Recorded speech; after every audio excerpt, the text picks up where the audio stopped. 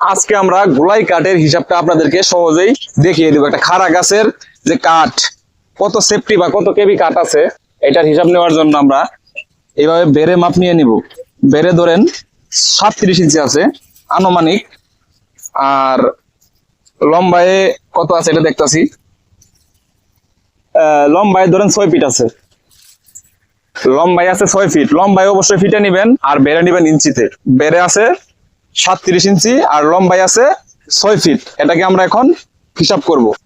যে বেড়ে যে আমরা ইঞ্চিতে যে মাপটা নিছি 37 ইঞ্চি, এটাকে আমরা 37 গুণ 37 দিব। ইঞ্চিতে যে নিছি বেড়ে, এটা আমরা 37 গুণ 37 দিব। এরপরে গুণ দিব আমরা যে ফুট নিছি, লম্বাই কত ফুট, লম্বাই হচ্ছে আপনার 6 ফুট। এটাকে ভাগ দিব আমরা কত দিয়ে, ভাগ দিব 2304। এখানে আমাদের হিসাবটা বের হয়ে গেছে, সহজ হিসাব।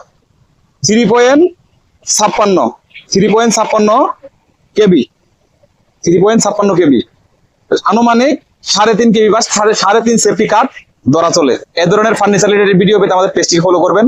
আর আমাদের পেজ নতুন হয়ে থাকলে অবশ্যই পেজটিকে ফলো করে রাখবেন, আর লাইক কমেন্ট শেয়ার করতে ভুলবেন না। ইউটিউব চ্যানেল থেকে যারা দেখতেছেন সাবস্ক্রাইব করবেন।